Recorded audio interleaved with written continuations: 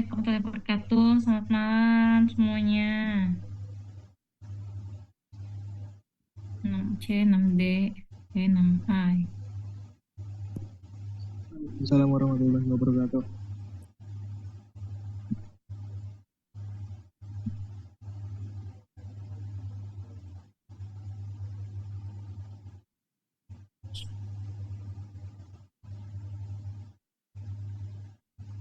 Silakan on cam semuanya.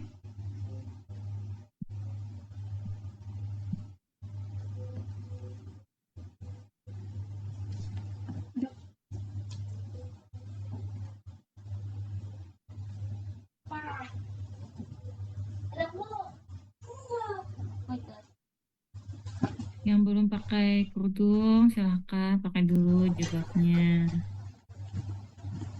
Yang masih pakai kaos oblong, pakai dulu bajunya. Yuk, yang lain, biar ibu nggak merasa sendirian.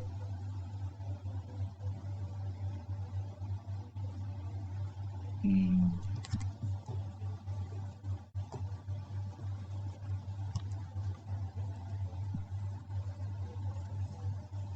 Lagi yang lain.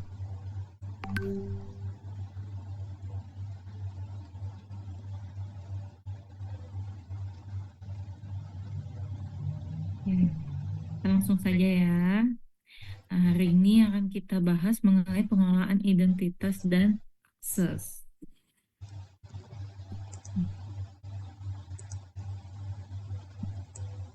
Hmm.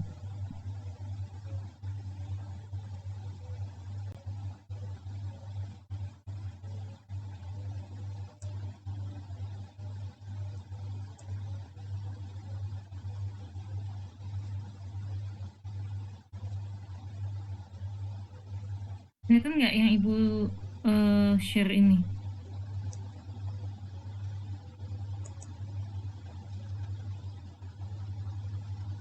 Ya, belum Bu, belum.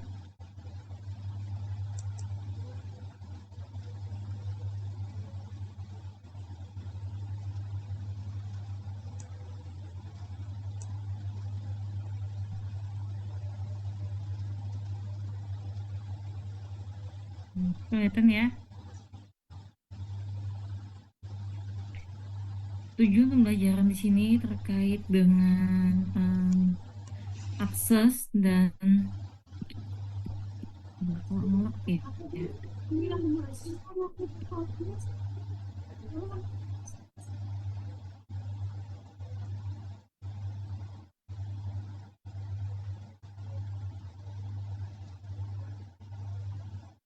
Oke. Jadi tujuan pembelajaran di sini menjelaskan apa sih itu IM, kemudian memahami pentingnya IM, kemudian menyebutkan komponen dasar IM, kemudian mampu menjelaskan cara kerja, autentikasi, dan otorisasi.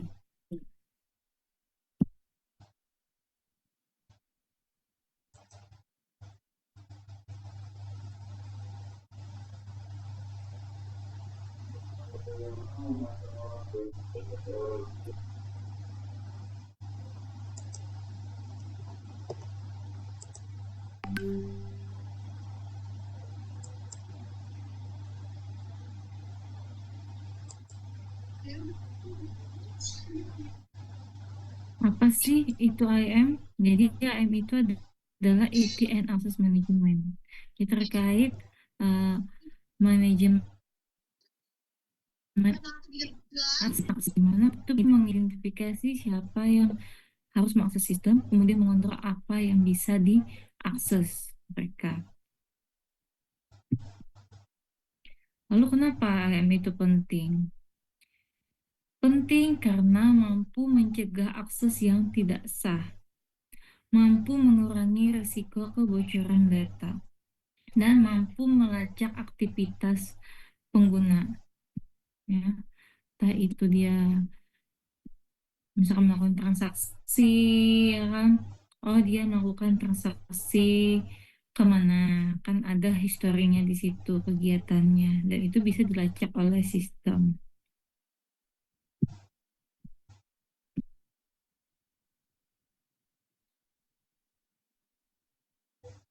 AM dibilang aman atau penting karena aksesnya itu lebih aman, kemudian kontrolnya lebih baik, dan kepatuhan terhadap kebijakan.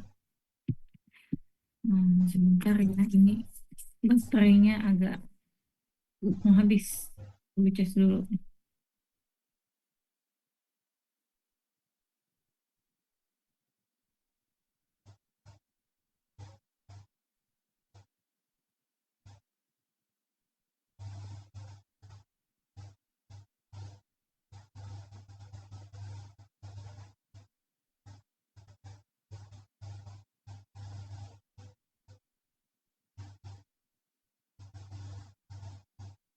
Untuk komponen dasar dari AM ini, boleh masuk-masuk. Yang pertama ada identitas digital, di mana data tersebut itu untuk mewakili data seseorang di sistem komputer, sama halnya kayak KTP, ada nama, ya kan, ada alamat, ada nomor identitasnya. Yang kedua, autentikasi, artinya proses membuktikan bahwa Anda benar-benar pemilik identitas itu. Kita bisa memasukkan password, password ya, ataupun OTP, ataupun biometrik. Kemudian ketiga, otorisasi, di mana otorisasi ini akan menentukan apa saja yang boleh Anda lakukan. Oh, misalkan karena dia seorang admin, maka dia boleh mengakses semuanya, ya kan? Atau karena mungkin dia em, tamu, berarti dia hanya sebatas view atau pendaftaran saja. Kemudian audit.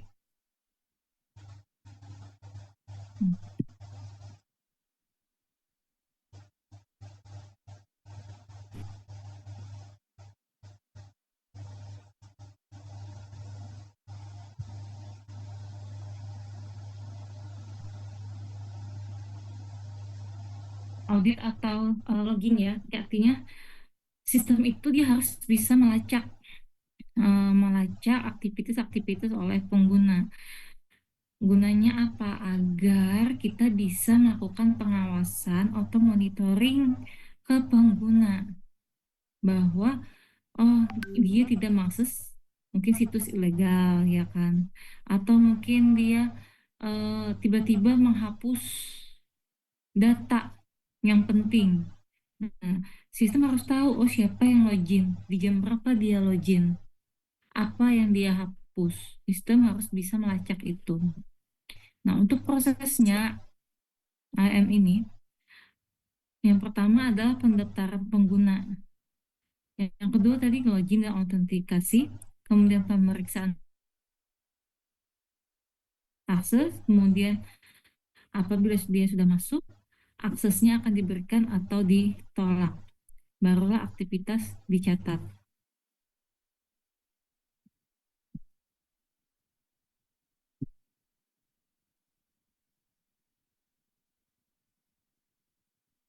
Contoh AM di lingkungan kampus, ya. Mahasiswa mengakses portal akademik, ya. Dosen dia mengakses nilai. Sedangkan admin dia mempunyai akses penuh untuk sistem tersebut. Jadi di sini AM dia mengatur hak akses berdasarkan perannya. Kasir, kalau kasir kira-kira hak aksesnya apa? Di bagian apa?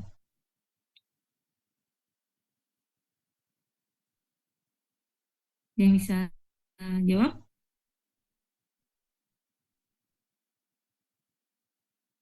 Ya, yang bisa jawab. Kalau kasir dia punya hak akses apa?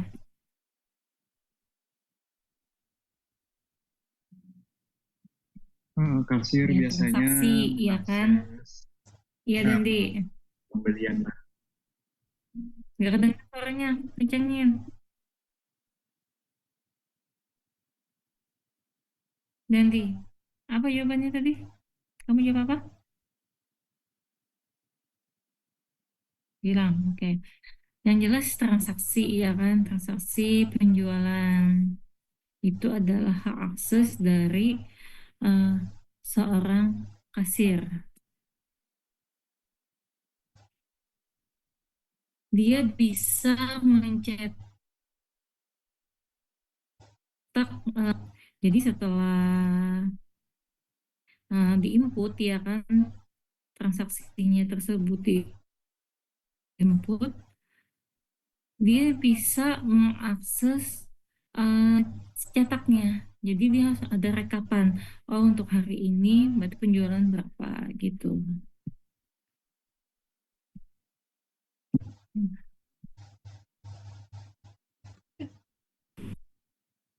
Tolong melakukan kawanannya. Oh, yang kalau yang masih ada yang belum masuk, cepati masuk. Soalnya ini setiap kali ada yang masuk, ngelak jaringannya.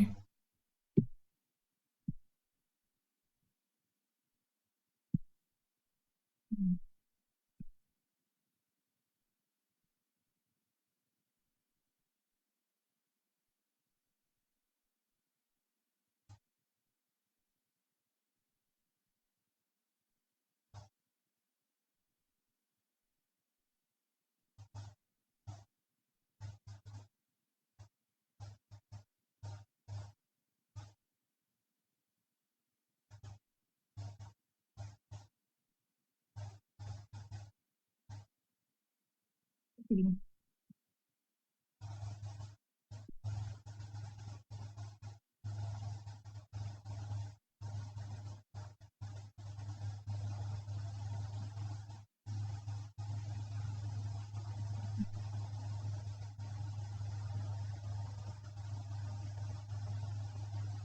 Untuk metode autentikasi, dia ada mempunyai tiga ya kan, tiga faktor. Ada single faktor, ada two faktor, dan multi faktor.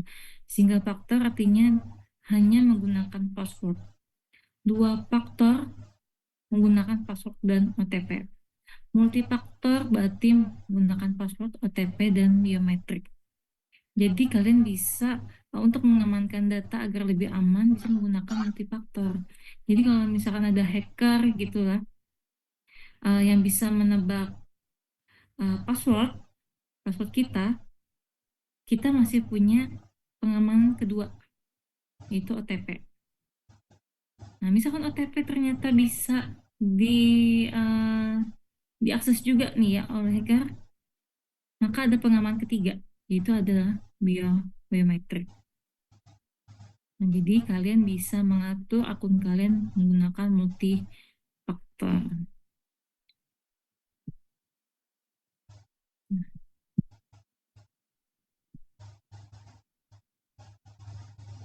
Nah, sedangkan untuk tantangannya IM ini sendiri adalah apabila pengguna menggunakan password lemah, maka hacker pun bisa dengan cepat menebaknya dan masuk ke akun tanpa izin. Apabila akun tidak terupdate, maka akun tersebut bisa disalahgunakan. Karena misalkan, oh, eh, si A dia harusnya sudah keluar, ya kan? Atau misalkan dia harusnya sudah pensiun, tetapi ternyata datanya belum terhapus. Nah, itu bisa jadi disalahgunakan. Jadi harus segera cepat dicabut. Kemudian apabila kurangnya audit, maka akses yang tidak sah itu akan sulit tidak terdeteksi ya, yang tidak sah itu. Jadi akan sulit untuk deteksi. Apabila ada kebocoran data, itu akan sulit nantinya untuk melacak pelakunya. Maka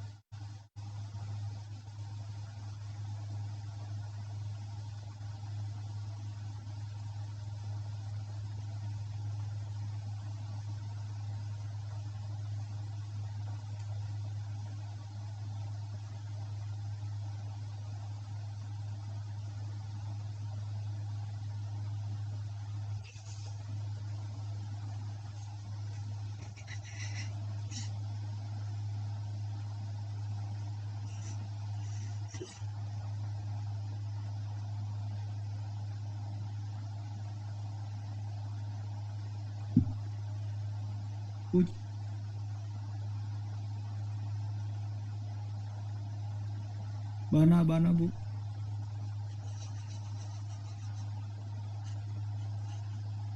Kenapa Riyad?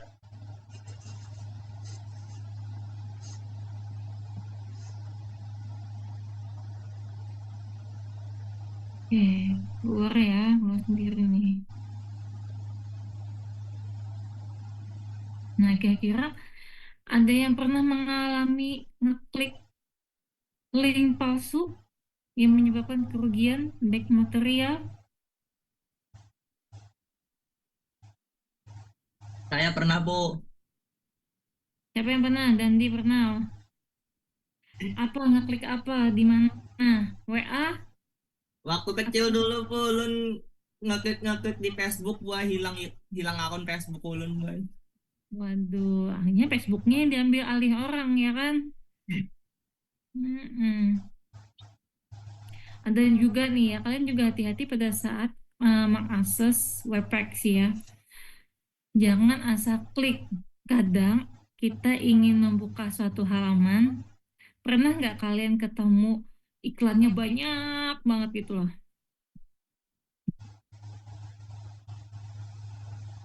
Sering lo pasti ketemu kayak gitu.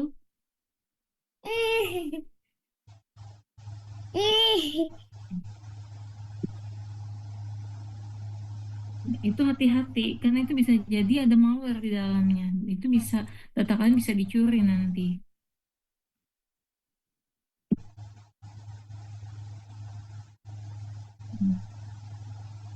Nah, untuk tips penerapannya kalian bisa menggunakan MFA tadi atau multi factor authentication atau menggunakan prinsip least privilege. Jadi dalam memberikan hak akses seminimal mungkin hanya sesuai dengan kebutuhan. Jadi tentukan perannya masing-masing. Kemudian em, jalankan audit berkala dengan memeriksa secara rutin siapa yang mengakses apa, kemudian kapan dia mengakses, dan apakah akses yang dia lakukannya itu wajar. Itu. Kemudian eh, adakan edukasi keamanan akun ke semua pengguna, karena eh, yang paling bahaya itu adalah human error, ya kan? Oke, di sini ada kita diskusi dulu deh. Kenapa sih pentingnya kita harus membatasi akses data bagi orang dalam? Jadi di internal. Kenapa? Dia bisa jawab? Tambahan 2 poin. Supaya tidak disabotase, Bu. Oke, tidak disabotase atau disalahgunakan, ya kan? Ada tambahan dari yang lain?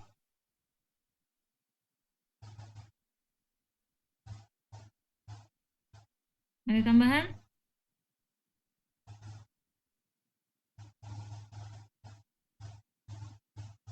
Ya, agar juga ya, Ibu nambahkan sedikit, agar data yang kita share itu ke publik, ya kan tidak terpublik lah sembarangan. Jadi kalian harus membatasi akses datanya atau bisa juga membatasi informasi yang kalian share. Hmm.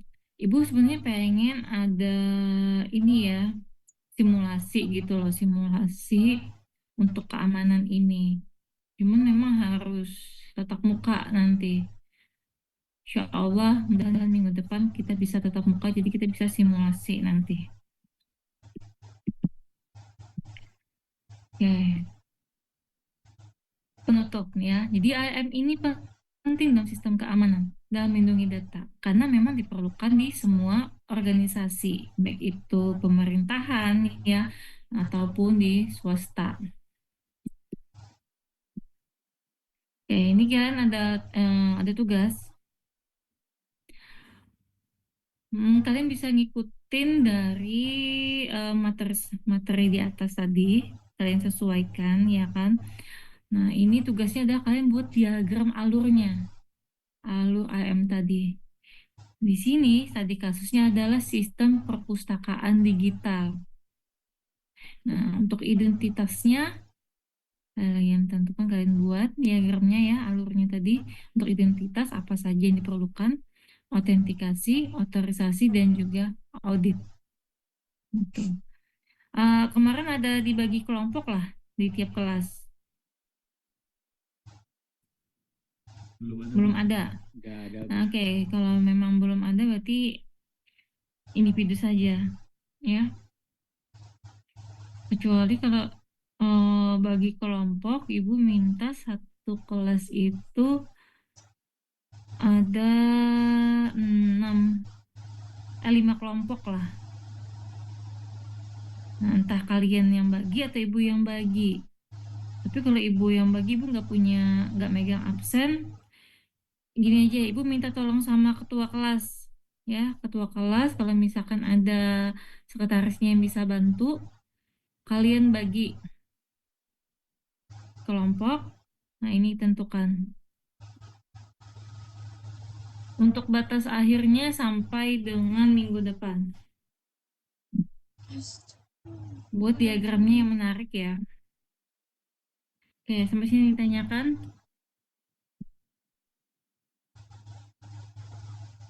Nanti ibu share bahannya di Telegram deh. Ditanyakan? Kalau nggak ada, kita sensi dulu deh. Karena ini kelas gabungan. Bentar.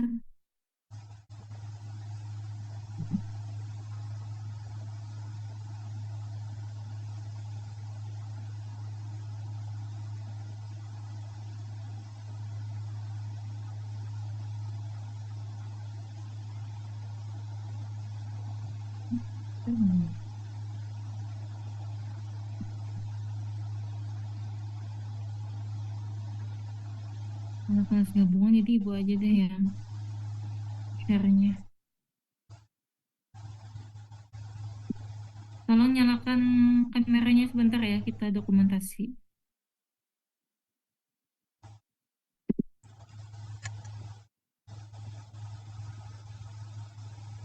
Namanya udah diubah nggak sesuai dengan kelas? Oke. Hanin Nabila, coba ditambahi kelasnya biar bisa ibu bedakan nanti. M Syabana juga kelasnya tambahkan. Kemudian kayak gini.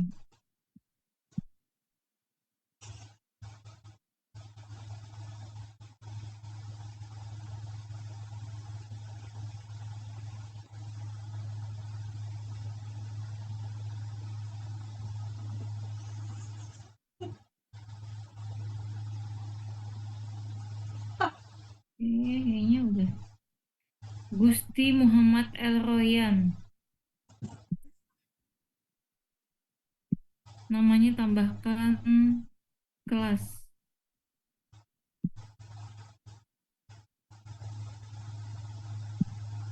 Kemudian ada siapa lagi nih?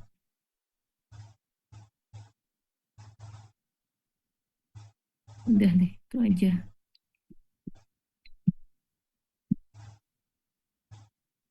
Oke, Ibu. SS dulu.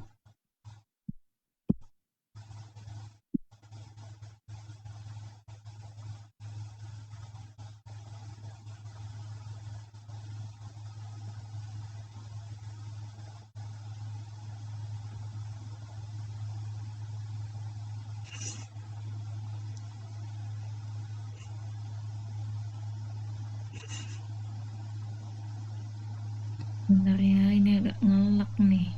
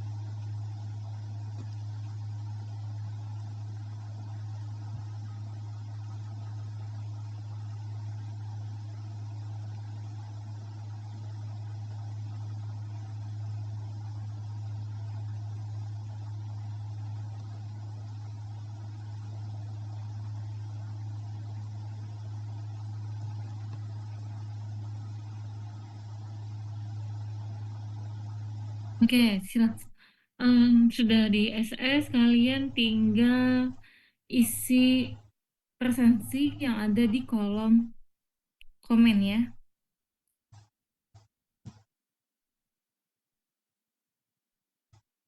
Oke, silakan disimpan dulu linknya masing-masing. Soalnya mau Ibu tutup. Sudah di copy? Sudah semua di copy linknya? Sudah lah? Sudah Bu, sudah Bu. Oke. Ada yang tanyakan sebelum kita akhiri? Nggak ada. Kalau nggak ada, cukup sekian untuk hari ini yang Ibu sampaikan. Semoga bisa bermanfaat. Wabillahi taufiq wal hidayah. Assalamualaikum warahmatullahi wabarakatuh. Selamat malam semuanya. Assalamualaikum warahmatullahi wabarakatuh. Terima kasih Bu. Ya.